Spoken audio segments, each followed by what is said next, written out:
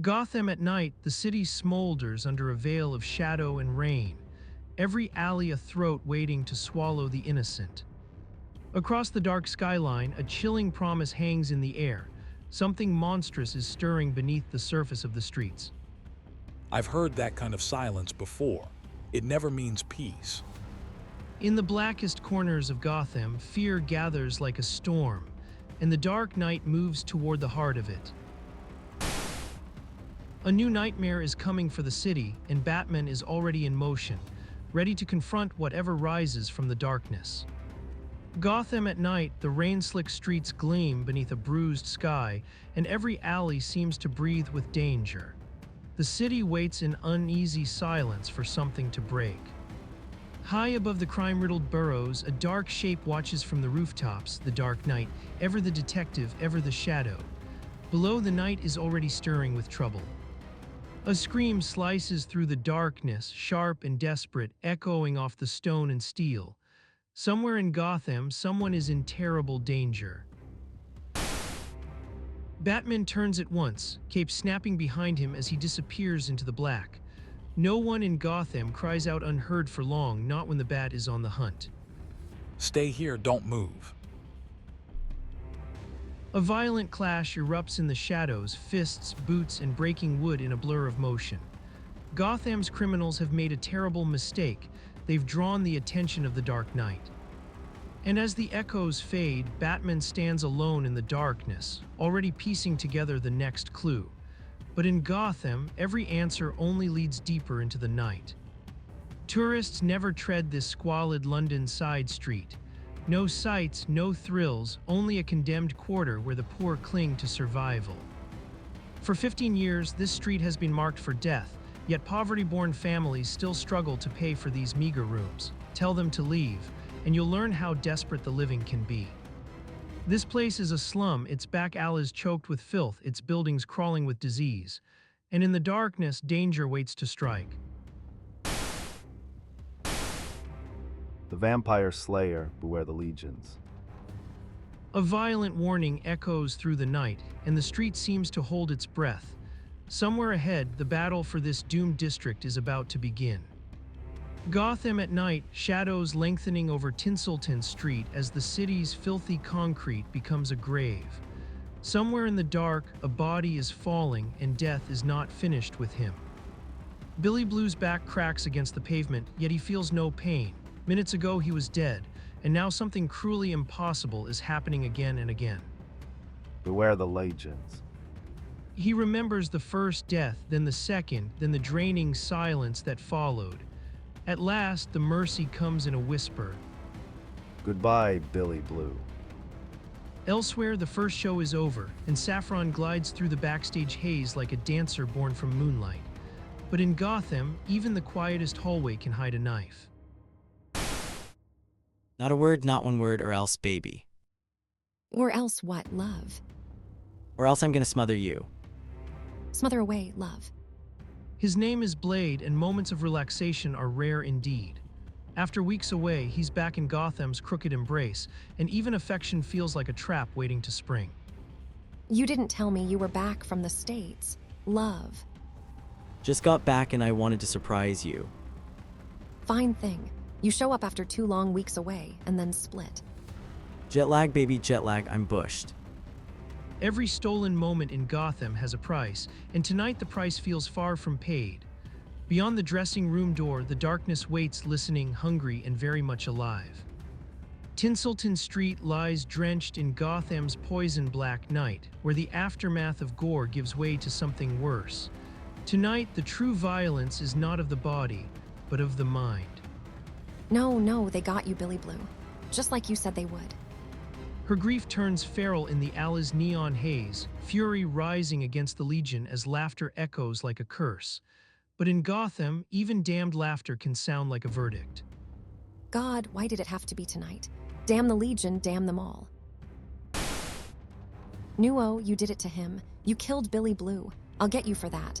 I'll get every last one of you. But the only answer is the resounding laughter of monsters who no longer fear damnation. Elsewhere, Warm water hisses through a lonely shower as Blade tries to wash the night off his skin. What, Neva? Come on in. It's all right, Neva. I'm sorry to bother you, Blade, but I had to turn to someone. Blade's relief dies in an instant as the next knock sounds at the door. In Gotham, every plea for help is the prelude to another nightmare. Gotham at night, the alleyways glistening under a sickly neon haze as fear hangs heavy in the air. A tragic confession cuts through the darkness. He came to see me tonight, to take me with him.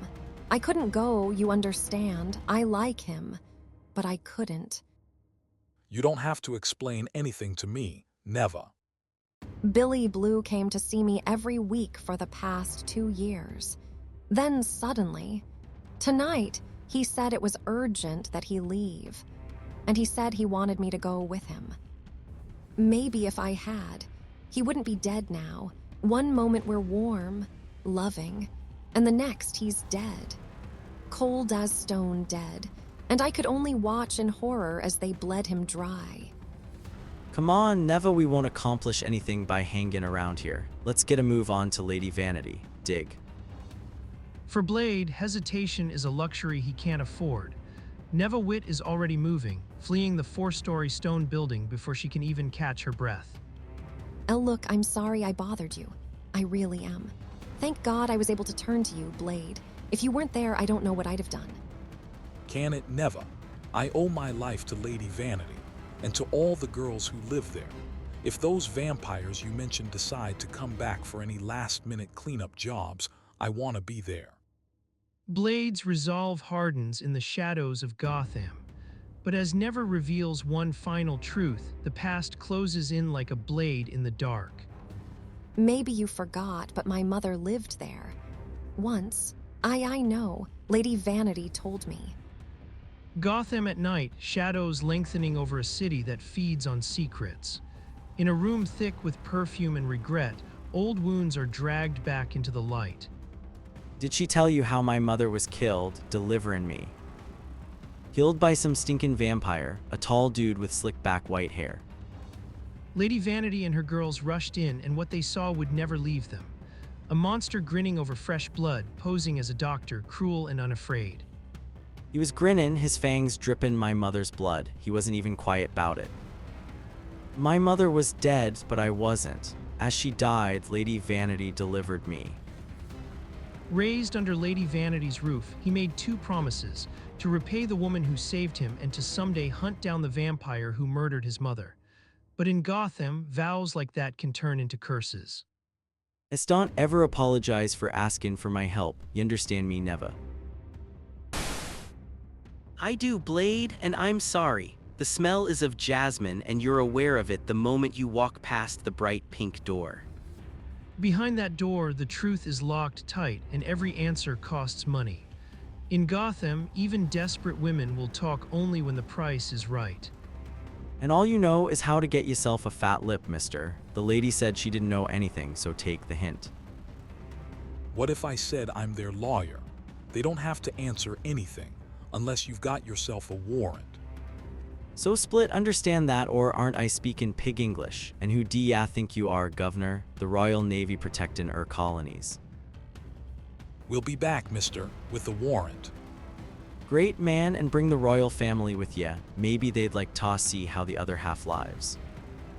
The door shuts on that ugly exchange, and the room turns inward, where frightened witnesses huddle in the dim light. One voice at a time, they begin to talk. I saw him, Blade. Okay, Ling, you start. Don't leave anything out. Lady Vanity welcomed him herself. Like usual, he asked for Neva. But this time, there was something different in the way he asked. The story turns colder as the girl describes him shaking with rage and nerves, then climbing the stairs to Neva's room with desperate purpose. A knock sounds at the door. Billy Blue has arrived, and whatever came next was urgent. Gotham at night, the mansion air hangs heavy with dread. Half an hour crawls by before the silence is broken by a stranger at the door. WH, what do you want? A thin man stands in the threshold, gaunt as a skeleton, reeking of rot and malice. His voice slices through the room like a blade. The one who entered here before me. Where is he? Speak. Upstairs, room B. The answer seems to satisfy him, and the room chills as if death itself has stepped inside. Then, somewhere above, the hunt reaches its bloody end. Stay back, Neva. He won't hurt you. Even through the haze of unconsciousness, one truth cuts through the darkness. He is inside, and he was always the one they came to kill. The screaming echoes on and on through Gotham's dark imagination, a torment that never truly ends. And somewhere beneath that fear, a terrible confession hangs in the air. It never will stop for me, because I was the one who led them to Neva's door. I led them straight to their kill. You did nothing. The vampire forced it out of you, Ling. Remember that. 3 nights later, Blade prepares himself for the hunt, sharpening wooden knives to a lethal point. Hatred hardens in his hands like iron. You've had your 3 days, Billy Blue, 3 stinking days to grow your fangs, to trade away your life for unlife. What a shame it's gonna end for you tonight, isn't it, Billy? I cannot, Blade, I cannot. At sundown, the sight before him is one Blade has seen 100 times before, yet it still fills him with astonishment and disgust. Gotham holds its breath as the next blow waits in the shadows. Okay, Billy Blue, your bitten days haven't begun, and maybe they'll end before they do, unless you want to talk a bit. Understand, Fangs? What? Gotham at night, shadows lengthening over Morty Place, where rot and rain cling to every brick. The air reeks of dead flesh before the building even comes into view. One question, that's all. Where's the vampire coven that did this to you? Speak fast, man. Take your knife away, I told you what you wanted. Sorry, Billy Blue, but the deal's off. I've learned the hard way that you just don't make deals with scum like you. Billy Blue's head comes away, garlic packed into the hollow shell, and the body is burned until only ash remains. It takes time, but in Gotham, surviving the future means finishing the monster tonight. Long before he reaches the ramshackle building, Batman knows he's found the right place. The smell of dead flesh hangs over the street like a curse. Yeah, this is the place. And there's the unholy garbage that killed Billy Blue. Batman's eyes narrow beneath the cowl as he stalks the source of the slaughter. Somewhere in the dark, the real predator is still waiting, and it knows he's coming. Gotham lies swallowed in darkness, but in the blood-soaked war beneath its streets, a single name cuts through the fear. Blade is here. Not while Blade's around to stop you. The words land lightly, almost careless, yet they carry the weight of hard-earned triumph and deadlier intent. Crash. Ask the endless scores of vampires who froze at that same taunting bravado, just long enough to meet their final death. If you can wake them, ask them now. Blade, right you are, old man. Now here's your reward for guessing correctly. He moves swiftly, silently, true to his name, Deadly. His banter makes him seem a fool, but that is a mistake no survivor makes twice. 28 years of trial, practice, and ruthless perfection have forged him into a master. Knives flash like living extensions of his will, and every strike carries one purpose alone: death to the undead. Gotham at night, shadows lengthening across a dead-still rooftop as the city holds its breath. In the darkness, one wrong step could mean a grave. Fool, you've now made your final mistake, the mistake which will take you to your grave and beyond. You could kill one of us, even 2 or 3, but we are legion. We are as endless as the sleep of the human dead. Farewell, fool, for when you awaken next, you shall be a vampire reborn. Stuff it in your ear, bozo. Or maybe that should be, don't count your vampires until they're fanged. 'Cause I've got no plans for dying, brother. No plans at all. You may have no plans for dying, but still you shall die, by the fangs of the Legion of the Dead. One knife remains, its blade nearly spent, its last edge trembling in the dark. One knife against a legion, and the nightmare is only beginning. Gotham at night, where the rain stains the streets and every shadow looks ready to strike. The city holds its breath as the dark night watches from above. A masked vigilante detective, he moves through the darkness with purpose, reading the crime-riddled city like a case file. In Gotham, even silence can be a warning. The page reveals no scene, no dialogue, only the stark emptiness of an advertisement interrupting the story. But in Gotham, even a blank space can feel like a trap. Somewhere beyond this moment, the hunt continues, and the bat signal waits above the clouds, promising the night is far from over.